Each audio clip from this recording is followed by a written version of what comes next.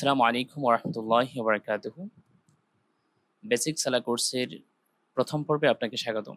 প্রিয় বন্ধুরা, আজকে আমরা জানার চেষ্টা করব দৈনিক জীবনে সালাতের গুরুত্ব। কোরআন ও সুন্নাহর আলোকে বিশদ আলোচনা। সালাত বা নামাজ কেবল একটি শারীরিক ইবাদত নয়, বরং এটি একজন মুমিনের যাপিত জীবনের সামগ্রিক শান্তি, শৃঙ্খলা ও আত্মশুদ্ধির মূল চাবিকাঠি।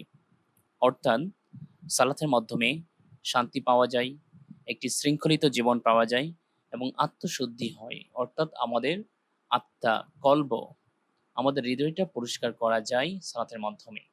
তাহলে সালাত যেভাবে একটি শারীরিক ইবাদত, ঠিক তেমনিভাবে এটি আমাদেরকে মানসিকভাবেও একটি প্রশান্তি দেয়, একটি শৃঙ্খলিত জীবন দেয়। আসুন আমরা সালাতের গুরুত্ব সম্পর্কে জেনে নেই। আল কোরআনের আলোকচ্ছটা। পবিত্র কোরআনে সালাত প্রতিষ্ঠার নির্দেশনাবলী। মহাগ্রন্থ আল কোরআনের সরাসরি ও পরোক্ষভাবে অসংখ্যবার সালাত আদায় করার ব্যাপারে অত্যন্ত গুরুত্বের সাথে জোর দেওয়া হয়েছে। অর্থাৎ কোরআনে বহুবার সালাত সম্পর্কে আলোচনা করা হয়েছে এবং সেটি একবার দুইবার না, এটি অসংখ্যবার, যে তোমরা সালাত প্রতিষ্ঠা করো। আসুন আমরা দেখে নেই। সালাত নির্দিষ্ট সময়ে ফরজ বিধান। মহাগ্রন্থ আল কোরআনের বাণী, ইন্নাস সালাত কানাত আলাল মুমিনিনা কিতাবাম মাওকুতা। নিশ্চয়ই সালাত বিশ্বাসীদের জন্য নির্দিষ্ট সময় আদায় করা একটি বাধ্যতামূলক কর্তব্য। সূরা আন-নিসা আয়াত সংখ্যা ১০৩। সালাত কোনো ঐচ্ছিক বিষয় নেই, বরং এটি নির্দিষ্ট সময় আদায় করা ফরজ কাজ। এটি মুমিনের দৈনন্দিন জীবনের সময়কে সুশৃঙ্খল ও পবিত্র রাখতে সাহায্য করে। অর্থাৎ সালাতটা আমাদেরকে নির্ধারিত সময়ে আদায় করতে হবে। এটা এমন কোনো ঐচ্ছিক বিষয় নয় যে এখন করলাম, তখন করলাম। এখন ভালো লাগছে না করব না, তখন ভালো লাগছে করব। তার মানে সালাত আমাকে নির্ধারিত সময়ের মধ্যেই আদায় করতে হবে। সালাত যেমন ফরজ, ঠিক তেমনিভাবে সময় মতো সালাত আদায় করাটাও ফরজ এবং কর্তব্য। এটি আমাদের জীবনে দুটো জিনিস দান করে। একটি হলো সুশৃঙ্খল লাইফ, আরেকটা হচ্ছে পবিত্র। কারণ ৫ বার নামাজ আদায়ের মাধ্যমে আমরা যে সময় মতো কাজ করতে পারছি, সেই শিক্ষাটাই আমরা পাই। আর দ্বিতীয় যে শিক্ষাটা পাই সেটা হলো পবিত্র থাকা। যে আমাদেরকে পবিত্র থাকতে হবে, আমাদের আ একটি পবিত্র জীবনযাপন করতে হবে, সেই শিক্ষা আমরা সালাত থেকে পাই। পাপ ও অশ্লীলতা থেকে রক্ষা পাওয়া। সূরা আল-আনকাবুতের ৪৫ নম্বর আয়াতে আল্লাহ রাব্বুল আলামিন বলেছেন, ইন্নাস সালাতা তানহা আনিল ফাহশাই ওয়াল মুনকার। নিশ্চয়ই সালাত মানুষকে অশ্লীল ও মন্দ কাজ থেকে বিরত রাখে। এখানে আল্লাহ রাব্বুল আলামিন তাকিদ দিয়েছেন যে নিশ্চয়ই, ইন্নাস সালাতা, নিশ্চয়ই সালাত, তানহা বিরত রাখে, আনিল ফাহশাই ওয়াল মুনকার, অশ্লীল ও মন্দ কাজ থেকে। নিয়মিত সালাত মানুষের অন্তরের যে কুপ্রবৃত্তি আছে সেটা দূর করে দেয়, সৎ চরিত্র গঠনে ডাল হিসাবে কাজ করে। অর্থাৎ আপনি যদি নিয়মিত সালাত আদায় করেন, তাহলে আপনি সব ধরনের অশ্লীল এবং মন্দ কাজ থেকে বিরত থাকতে পারবেন। কিন্তু শর্ত হচ্ছে আপনার নামাজটা পারফেক্টলি হতে হবে। খুশু, আল্লাহর ভয় এবং নম্রতা, বদ্ধতার সাথে হতে হবে। আমরা নামাজ পড়ি কিন্তু তাড়াহুড়োর সাথে নামাজ পড়ি। যে কারণে নামাজ আমাদের জীবনে তেমন বেশি ইমপ্যাক্ট, প্রভাব ফেলতে পারে না। যে নামাজের আগেও আমাদের যেমন জীবন ছিল, নামাজের পরেও আমাদের তেমন। যে নামাজ থেকে বের হয়ে আমরা মানুষের গীবত করায় লিপ্ত হয়ে যাই। আমরা মানুষকে কষ্ট দেওয়া, মানুষের সাথে দুর্ব্যবহার করি নামাজ থেকে বের হয়েই। সেটা হতে পারে না। আমরা মসজিদে গিয়েও কিছু মুসল্লি আছে তারা রূঢ় ভাষায় কথা বলে, তারা অশ্লীল ভাষায় কথা বলে মসজিদ থেকে বের হয়ে। তাহলে এটা তো নামাজের শিক্ষা নয়। নামাজ তাদের জীবনে কোনো ইমপ্যাক্ট, কোনো প্রভাব ফেলতে পারছে না। তা আমরা তো এমন একটি নামাজ চাই যেটি আমার জীবনকে পরিবর্তন করে দিবে। তাহলে কি শর্ত? যে আমাদেরকে আল্লাহ ভীতি নিয়ে এবং আমাদেরকে অত্যন্ত নম্রতার সাথে আল্লাহর সামনে দাঁড়াতে হবে। এবং সেভাবে যদি আমরা নিয়মিত নামাজ আদায় করি, অবশ্যই সালাত আদায় করার আগের সময় এবং সালাত আদায় করার পর থেকে আমাদের জীবনের মধ্যে একটি পরিবর্তন আসবে। মানুষ বলতে বাধ্য হবে যে তার মধ্যে অনেকটি পরিবর্তন এসেছে। সুমহান হাদিসের নির্দেশনা, রাসূলুল্লাহ সাল্লাল্লাহু আলাইহি ওয়াসাল্লামের পবিত্র বাণী ও বাস্তব আদর্শ। সালাত মুমিনের ঈমান ও ইসলামের ভিত্তিস্বরূপ। রাসূলুল্লাহ সাল্লাল্লাহু আলাইহি ওয়াসাল্লামের পবিত্র মুখ নিঃসৃত সুনির্দিষ্ট হাদিসের আলোকে সালাতের গুরুত্ব জেনে নেওয়া যাক। অর্থাৎ এই পর্বে আমরা হাদিসে সালাতের গুরুত্ব সম্পর্কে কি আলোচনা করা হচ্ছে সে বিষয়ে জানব।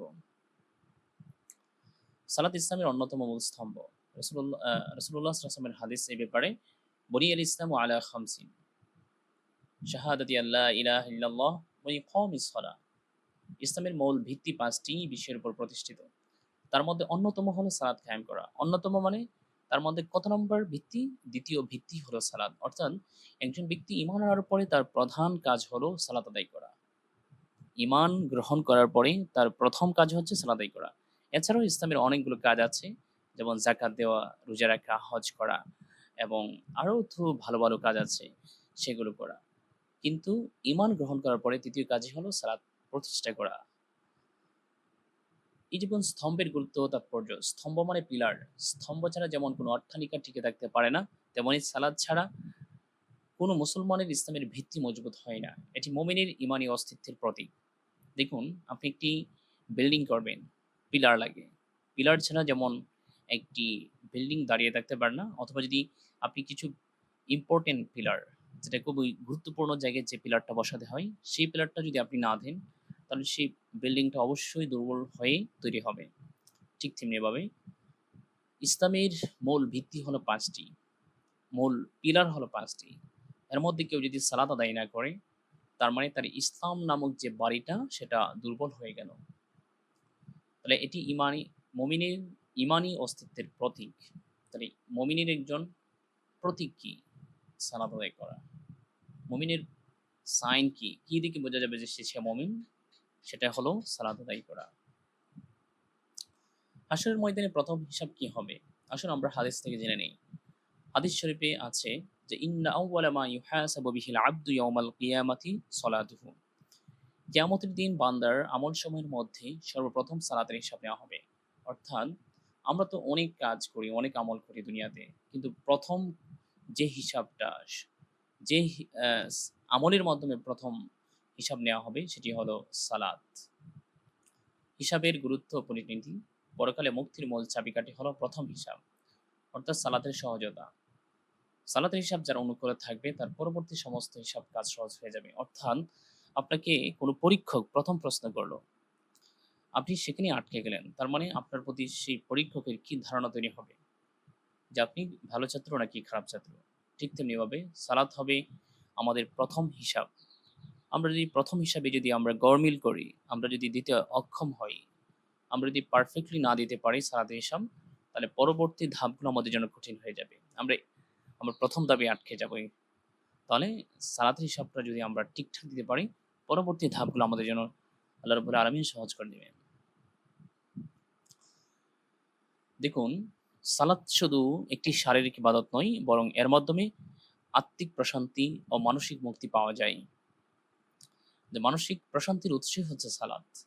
এই যে এই দুনিয়ার মধ্যে আমরা মানসিক প্রশান্তি পাই না। আমাদের সবকিছুই আছে কিন্তু মানসিক শান্তি নেই। রাসূলুল্লাহ সাল্লাল্লাহু আলাইহি ওয়াসাল্লাম কি করেছেন? সালাত বান্দাকে সরাসরি তার রবের সাথে যুক্ত করে, যা অন্তরের সব হতাশা বা মানসিক চাপ দূর করে দেয়। আমরা যখন হতাশ হয়ে যাই, যদি সালাত আদায় করি, আল্লাহ হতাশা দূর করে দিবেন। মানসিক চাপ থাকলে আল্লাহ দূর করে দিবেন সালাতের মাধ্যমে। দেখুন রাসূলুল্লাহ সাল্লাল্লাহু আলাইহি ওয়াসাল্লাম কি বলেছেন সালাতকে? রাসূলুল্লাহ সাল্লাল্লাহু আলাইহি ওয়াসাল্লাম বলেছেন যে, রাসূলুল্লাহ সাল্লাল্লাহু আলাইহি ওয়াসাল্লামের চোখের আলো হলো সালাত। মহানবী সাল্লাল্লাহু আলাইহি ওয়াসাল্লাম সালাতকে তার চোখের শীতলতা এবং পরম প্রশান্তির মাধ্যম হিসেবে বর্ণনা করেছেন। রাসূলুল্লাহ সাল্লাল্লাহু আলাইহি ওয়াসাল্লামের অন্তর প্রশান্তি হয়ে যায়, চোখ শীতল হয়ে যায় সালাতের মাধ্যমে, এবং তিনি পরম প্রশান্তি বলেছেন। সেই কারণে রাসূলুল্লাহ সাল্লাল্লাহু আলাইহি ওয়াসাল্লাম যখন কোনো অস্বস্তি বোধ করতেন, সালাতে দাঁড়িয়ে যেতেন। বিপদ আসলে সালাতে দাঁড়িয়ে যেতেন। এমনকি রাসূলুল্লাহ সাল্লাল্লাহু আলাইহি ওয়াসাল্লাম সারা রাত দাঁড়িয়ে নামাজ আদায় করতেন। তার পা মোবারক ফুলে যেত তার দাঁড়ানো থেকে। তাহলে বলুন নামাজের কি গুরুত্ব? রাসূলুল্লাহ সাল্লাল্লাহু আলাইহি ওয়াসাল্লাম তার পুরা জীবনে প্র্যাকটিক্যালি আমাদেরকে দেখিয়ে গিয়েছেন। চরিত্র গঠনে এবং নৈতিক উন্নয়নে সালাতের কি ভূমিকা, এই পর্বে আমরা আলোচনা করি। সময়ানুবর্তিতা। দৈনিক নির্দিষ্ট সময়ে সালাত আদায় মানুষকে চরম নিয়মানুবর্তিতা ও সঠিক সময়ে দায়িত্ব পালনের শিক্ষা দেয়। এখানে আমরা দুটি শিক্ষা পাই। একটি হলো সময় মতো কাজ করা, আরেকটা হলো আরেকটা হলো নিয়মানুবর্তিতা, ডিসিপ্লিন লাইফ। তাহলে কেউ যদি ৫ ওয়াক্ত নামাজ নিয়মিত আদায় করে, তাহলে সে একটি ডিসিপ্লিনড লাইফ পাবে এবং সঠিক সময়ে দায়িত্ব পালনের যে একটি শিক্ষা সেটি পাবে। আর কেউ যদি সঠিক সময়ে সঠিক কাজটা করতে পারে, সে তার পুরা জীবনে সে সফল হতে পারবে। সে তার কর্মজীবনে সফল হবে, সে তার পারিবারিক জীবনে সফল হবে, সে তার রাষ্ট্রীয় দায়িত্ব পালন সে কর্তব্য হবে। কারণ সে তো ডিসিপ্লিন লাইফ লিড করছে এবং সঠিক সময়ে সঠিক কাজটা করছে। সে সকল ব্যক্তিদের চাইতে সামনে এগিয়ে থাকবে। দ্বিতীয় যে কাজটা সেটা হলো শৃঙ্খলা এবং নিয়ন্ত্রণ। সালাতের মাধ্যমে ইমামের অনুসরণের মাধ্যমে সালাত মানুষের মাঝে সামাজিক শৃঙ্খলাবোধ ও নেতৃত্বের প্রতি আনুগত্য তৈরি করে। সালাত আমাদেরকে সামাজিক শৃঙ্খলা শেখায় যে সমাজে বেঁচে থাকতে হলে একজন লিডারের আন্ডারে কাজ করতে হবে। অথবা আপনি একটি কোম্পানিতে কাজ করলে কোম্পানির উন্নয়ন করতে চাইলে আহ, একজন নেতৃত্বের আন্ডারে চলতে হবে। দেখুন সালাতের মধ্যেই আমরা রুকু করলে ইমামের সাথে রুকু করছি, সেজদা ইমামের সাথেই করছি, কেউ কিন্তু আগে পিছে করছে না। তার মধ্যে একটি যে সকলে সম্মিলিতভাবে একইভাবে কাজ করার যে শিক্ষা, এটা আমরা সালাত থেকে পাই। তাহলে সামাজিক শৃঙ্খলাবোধ ফিরে আসে সালাত আদায়ের মাধ্যমে এবং নেতৃত্বের প্রতি আনুগত্য তৈরি হয়।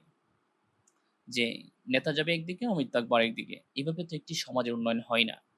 তার একটি সমাজের উন্নয়ন করার জন্য যে শিক্ষা আমরা এটা সালাত থেকে পাই। ভ্রাতৃত্ববোধ, মসজিদে জামাতে এক কাতারে দাঁড়ানোর ফলে ধনী দারিদ্র্যের বৈষম্য দূর হয়ে সামাজিক সাম্য ও সৌহার্দ্য প্রতিষ্ঠিত হয়। অর্থাৎ ইসলামের অন্যতম একটি আমল হলো জামাতের সাথে সালাত আদায় করা। তাহলে এর মধ্যে কি হয়? ভ্রাতৃত্ববোধ তৈরি হয়। কারণ মসজিদের মধ্যে বিভিন্ন মহল্লা থেকে মানুষ এসে নামাজ আদায় করে, যার বাড়ি আপনার বাড়ি থেকে অনেক দূরে, কিন্তু সালাত আদায় করার কারণে জামাতের সাথে তার সাথে দেখা হচ্ছে। দৈনিক ৫ বার যদি একজন ব্যক্তির সাথে আপনার দেখা হয়, তাহলে কি তার সাথে আপনার বন্ধুত্ব হবে না? ভ্রাতৃত্ববোধ প্রতিষ্ঠিত হবে না? এভাবে হবে। তাহলে সামাজিকভাবে ভ্রাতৃত্ববোধ তৈরি করতে হলে জামাতের সাথে আমাদেরকে সালাত আদায় করতে হবে। দেখুন দৈনিক ৫ ওয়াক্ত নামাজের মাধ্যমে কি হয়? রাসূলুল্লাহ সাল্লাল্লাহু আলাইহি ওয়াসাল্লাম একটি উদাহরণ দিয়ে আমাদেরকে বুঝিয়েছেন। রাসূলুল্লাহ সাল্লাল্লাহু আলাইহি ওয়াসাল্লাম বলেছেন, কারো বাড়ির সামনে যদি একটি নদী থাকে এবং সে যদি দৈনিক ৫ বার তাতে গোসল করে, তবে কি তার শরীরে কোনো ময়লা থাকবে? সালাত ঠিক তেমনি মানুষের সব ছোটখাটো গুনাহ ধুয়ে মুছে সাফ করে দেয়। এই হাদিসটি সহিহ মুসলিম থেকে নেওয়া হয়েছে। অর্থাৎ আপনার বাড়ির সামনে একটি নদী আছে, ৫ বার গোসল করেন। আপনার শরীরে ময়লা তো দূরের কথা, একটা ঘামের দুর্গন্ধ থাকবে না। ঠিক তেমনিভাবে সালাত যদি কোনো ব্যক্তি আদায় করে নিয়মিতভাবে এবং মনোযোগের সাথে, তাহলে সেই ব্যক্তির মধ্যে কোনো পাপাচার থাকতে পারে না, কোনো ধরনের অশ্লীলতা থাকতে পারে না। এখন আমাদের প্রশ্ন হলো, অনেক ব্যক্তির মধ্যে তো থাকে, তার মানে সে সালাদটাকে পারফেক্টলি আদায় করছে না, মনোযোগের সাথে আদায় করছে না, সেখানে কিছুটা গাফিলতি আছে।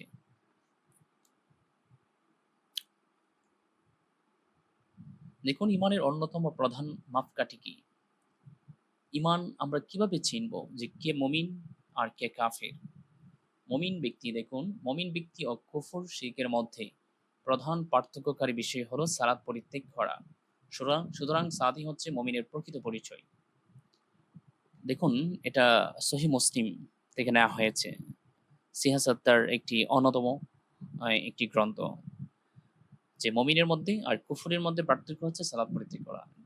অর্থাৎ যে সালাত ত্যাগ করে দেয় ইচ্ছাকৃতভাবে, সে তো কাফের হয়ে যায়, এরকম এরকম হাদিসে এসেছে। তাহলে এই ছিল সালাতের গুরুত্ব। তাহলে আমরা এই পর্বে আমরা সালাতের গুরুত্ব এবং কেন আমরা সালাত আদায় করব এবং কিভাবে আমরা সালাত আদায় করব এবং সালাত আমাদের ব্যক্তি জীবনে, পারিবারিক জীবনে, সামাজিক জীবনে, রাষ্ট্রীয় জীবনে কি ইমপ্যাক্ট, কি প্রভাব ফেলতে পারে সে সম্পর্কে আলোচনা করলাম। দেখা হবে অন্য কোনো একটি ক্লাসে। সে পর্যন্ত অপেক্ষায় থাকবেন। আম যদি আমার ক্লাসটি ভালো লেগে থাকে, তাহলে আপনি আপনার বন্ধুদের সাথে, আপনার ফ্যামিলি মেম্বারদের সাথে শেয়ার করতে পারেন। ভালো থাকুন, সুস্থ থাকুন। আল্লাহ হাফেজ।